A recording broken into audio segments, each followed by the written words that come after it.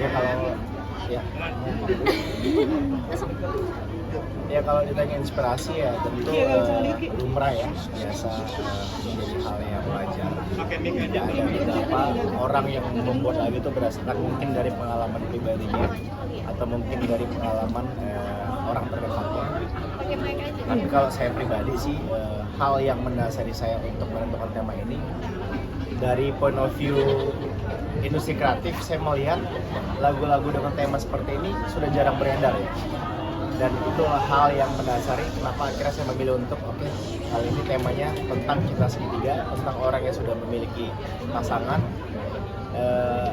namun di tengah perjalanan ya ada kerikil kecil lah, dimana seseorang ini mulai menaruh perhatian, mulai menaruh perasaan dengan orang yang hampir setiap hari bareng sama si penyanyi ini di setiap aktivitasnya. Namun pada akhirnya orang tersebut menentukan dan memutuskan untuk berkomitmen terhadap pasangan yang sudah dia miliki saat ini. Dan bisa dibilang sudah jarang ada yang saya lagi itu ya. Kalau untuk saat ini ya, jadi ya itulah kenapa alasannya saya kira menentukan untuk lagunya tentang dilema. Mungkin proses kreatifnya seperti apa, ngobrolin tadi juga mungkin bagaimana tema ini gitu. Mungkin Dede kan pertama kali juga bilang tentang ini gimana gitu. Jadi sama seperti Ani, notasi itu selalu isi saya bikin. Jadi kebetulan isi saya buat notasi, terus kirim ke saya, terus ayo kak kita bikin lagu bareng, tapi bantuin aku bikin lirik ya gitu. Terus pada akhirnya saya coba kulik-kulik dan akhirnya menentukan tema tentang lagu dilema ini, tentang lagu cinta segitiga ini. Hal yang pertama saya tulis itu di bagian ref, di bagian chorus, dan itu langsung saya share ke isi saya. Sayang, kakak udah bikin nih, jadi nih refnya, coba kamu nyanyiin, kamu bacain. Begitu dia bacain, isi saya langsung nembak begini, pengalaman kakak ya. Ayo lo. Pengalaman kakak ya. Ya. Tapi memang kita juga setiap kali bikin lagu, karena memang kita juga masih belajar gitu, jadi kayak kita selalu mendengarkan ke beberapa orang supaya Minta pendapat ya. minta pendapat gimana ya Jadi pakai mic tadi. Pakai kecil banget. mana orangnya kecil deh. Jadi waktu pas begitu kakak bikin lagu ini tuh selalu di sharing Brainstorm ya? Iya sama beberapa orang, kayak contohnya sama Kak Adiba, Kak Adi ini kakak bilang sih waktu itu, Kak Adi bagaimana menurut Kak Adi, terus terkait notasi, lirik dan lain sebagainya. Jadi selalu nanya, bahkan ada beberapa pendapat juga kayaknya oke nggak ya Lesti menyanyikan lirik yang agak lumayan berseberangan gitu dengan lumayan berani gitu, tapi akhirnya berdiskusi lagi dengan tim dari label, bilang ya nggak apa-apa karena kan ini industri dan ini juga karya dan bukan bermaksud untuk menormalisasikan hal tersebut, tetapi lebih ke menceritakan bahwa perjalanan hidup seseorang tuh ada yang seperti ini loh kisah cintanya, lebih ke situ sih. Dan itu sebenarnya manusiawi, tapi ya justru poin plusnya adalah si orang ini justru tidak terpengaruh dan akhirnya menutup perasaannya dalam-dalam dan akhirnya memilih pasangan yang memang sudah dia pilih sebelumnya. Jadi kalau tadi kita ngomong soal klip ya, klip itu menarik ya, karena dia ada bercerita. Kalau acting pasti dia udah biasa kan. Tapi ini kan kali ini kan pakai cerita, ada dua cowok.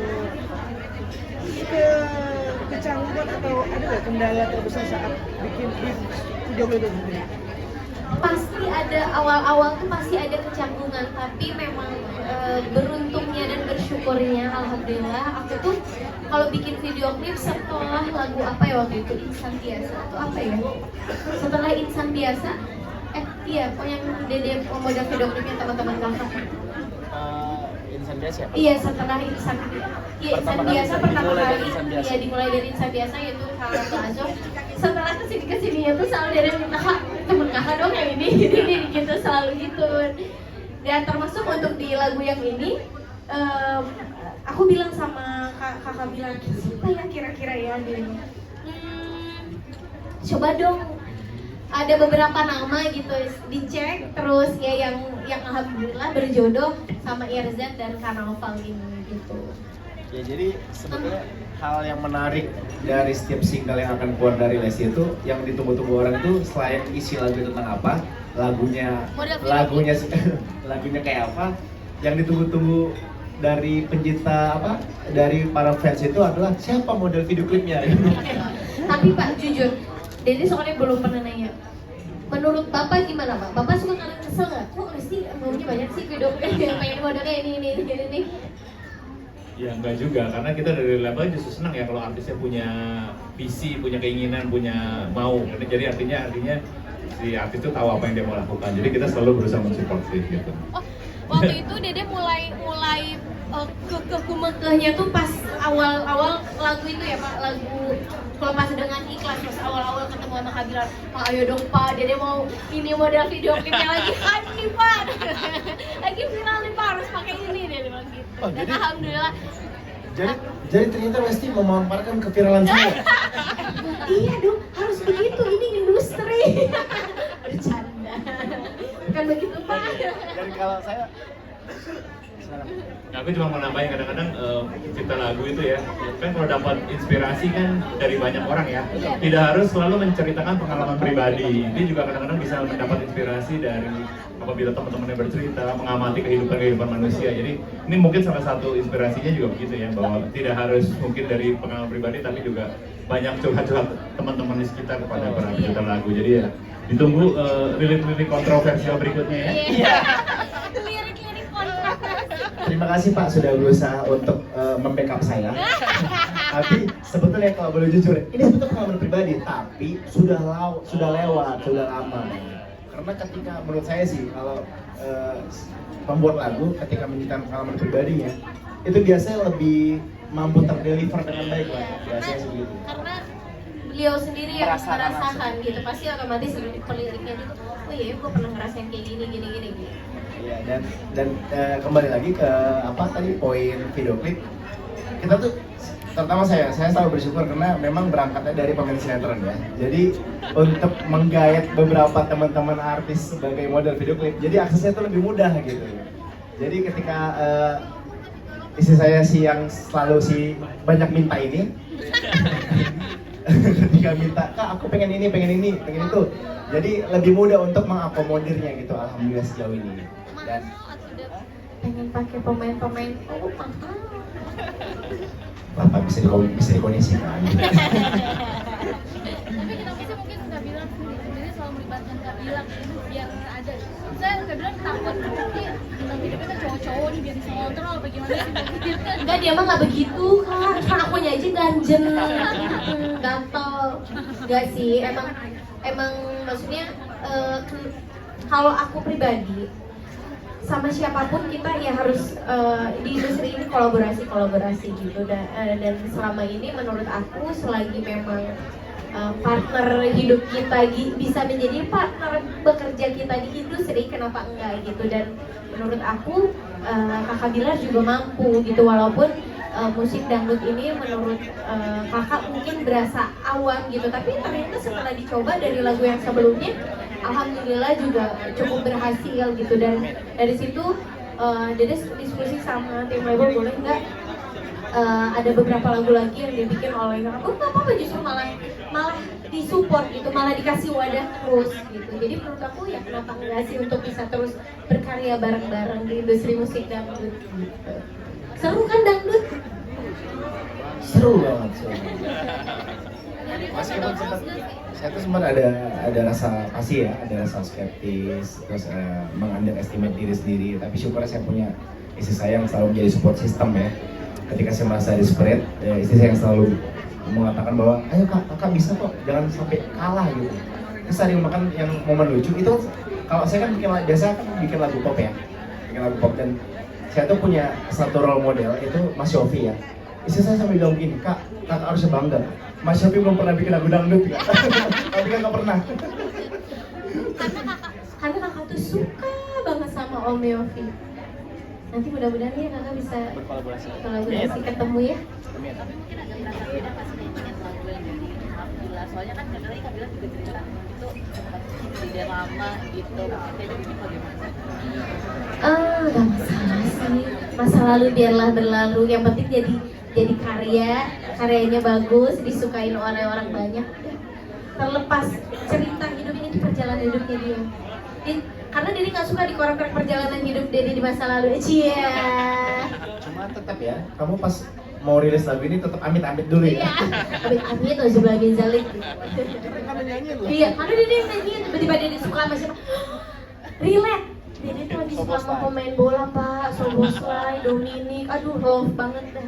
Dan memang kan cinta ini dia paham bahwa perasaan yang dia taruh terhadap orang lain itu, orang terdekat itu perasaan yang tidak mungkin terjadi sebetulnya. Makanya dia itu akhirnya kubur dalam-dalam. Termasuk istri saya yang selama ini berhalusinasi bisa berpasang sama Soboslai ya. Tapi itu seperti pongguk merindukan bulan gitu. Masa kata si kakak, sayang, Soboslai menganggap kamu ada di dunia ini aja enggak. Dia nggak tahu ada aku di sini gitu. Tapi ada rules nggak sih Kak? Mungkin Dede nggak boleh pegang tangan dari Saliman kan digantiin tuh jadi pemainnya yang Saliman sendiri. Ada Ya rules kan nggak memang sih? secara aturannya juga memang tidak boleh tanpa diucapkan pun nggak udah paham gitu, dan memang udah disiapkan dengan baik gimana caranya supaya enggak touchy gitu ya, diminimalisir lah gitu. Sebenarnya nyolong aja sih kalau ini ya kadang-kadang jadi sama Irzan Zan peluk ya diam ya gitu. Bercanda. Gimana Kak? Gini. Ya meskipun ini kan saya bisa dibilang sebagai konseptor juga bersama dengan tim juga, kita tuh selalu berusaha untuk memilih talent yang mampu menerjemahkan storyline yang kita ingin gitu, dan syukurnya mereka semua mampu menjawab tantangan tersebut. Dan tetap meskipun kita di industri kreatif, tapi karena istri saya sebagai model, saya selalu menaruh batasan-batasan juga, termasuk bagaimana physical touch gitu-gitu. Dan syukurnya beberapa pemain mengerti, beberapa talent mengerti, bahkan ada kayak Irzan kemarin yang dalam case Irzan itu Irzan sendiri yang agak takut. Justru Kak bilang aku gimana Kak? Dia sampai minta saran ke saya, Kak saya minta Irzan untuk melakukan pegangan tangan. Bahkan Irzannya sampai gemeter lah. Udah Irzan, anggap saya di sini nggak ada gitu. Ini tuh di Sita ini, Les itu istri kamu gitu. Jadi ya bagaimana kamu memperlakukan istri kamu aja Irzan gitu. Udah anggap aja saya lagi di rumah. Dan akhirnya seperti yang tadi kita lihat, Irzan mampu membawakan bisa memerankan dengan baik, dan bahkan penonton tadi nggak sadar bahwa Irzan sebetulnya mencium tangannya sendiri. Iya.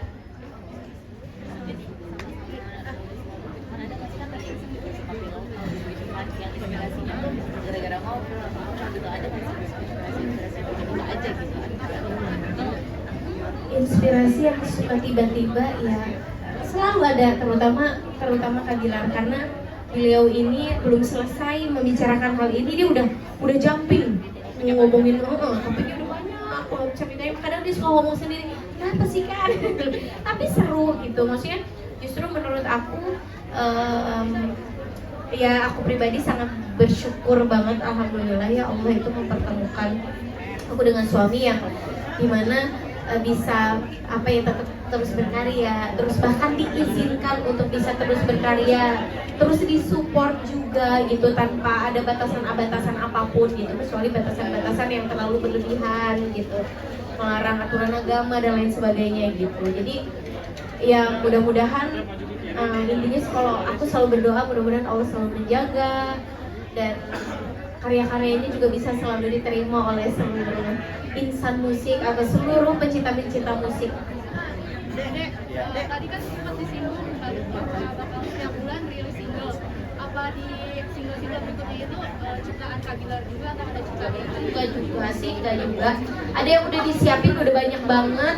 selain lagunya Kak Bilar, lagunya Kak Adiba juga nanti akan beberapa bulan ke depan. Pokoknya nanti akan ada runtutan lagu ke bulan depannya lagi akan keluar lagi.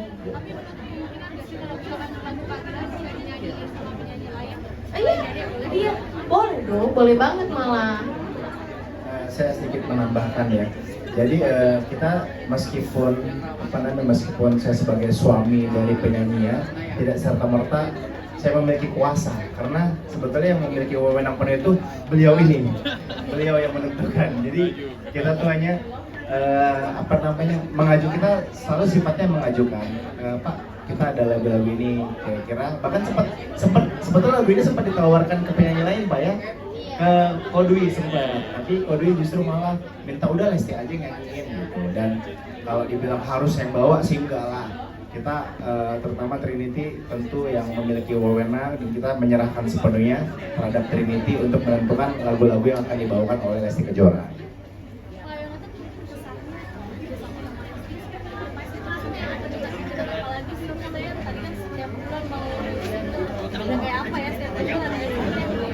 Ya kalau kesannya kita udah kerjasama dari 2004 ya, udah 11 tahun tentunya, udah saling 2014 sorry, udah 11 tahun, jadi tentunya udah saling memahami. Kita juga Lesti udah tahu apa yang kita mau untuk kebutuhan industri. Kita juga selalu berusaha berkembang bersama Lesti juga gitu. Jadi tentunya berusaha bekerja sama sebaik mungkin, dan kalau mendapatkan kejutan seperti yang tadi disampaikan, karena memang banyak yang minta album mana, jadi kita akan mengeluarkan banyak lagu dalam waktu dekat. Karena kemarin kan sempat vakum juga ya, beberapa bulan ya, pas melahirkan gitu kan. Jadi ditunggu kejutan-kejutan berikutnya, banyak lagu-lagu menarik dan yang akan mengguncang dunia musik perdangdut Indonesia.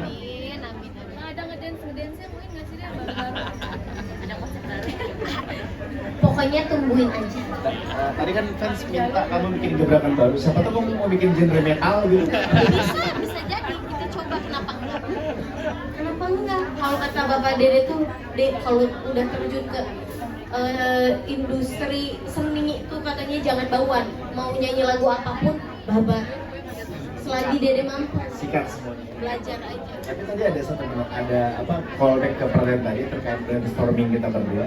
Ada satu momen di mana yang sebetulnya kita pernah ya, di satu pesawat kita dalam melakukan perjalanan selama sejam, kita jadi satu lagu tuh. 2 jam ya? 2 jam perjalanan kita jadi satu lagu. Iya, 2 jam perjalanan kita jadi satu lagu, dan itu ceritanya lucu banget. Ya insya Allah nanti kalau dari selanjutnya baru kita cerita. Itu alasannya kenapa kami sering liburan gitu. Jadi supaya dapat ide bikin lagu. Jadi bikin karya liburannya ya. Iya. Di pesawat bikinnya berarti. Pesawat. Kalau nggak di kamar mandi, kalau kakak biasanya. Closing aja, terima kasih. Terima kasih banyak untuk om-om dan tante-tante AAA semua di media yang sudah berkenan hadir pada hari ini. Mohon maaf kalau ada jamuan-jamuan yang kurang, dan mohon supportnya juga untuk lagu Yang berjudul Direct. Terima kasih. Udah pada makan.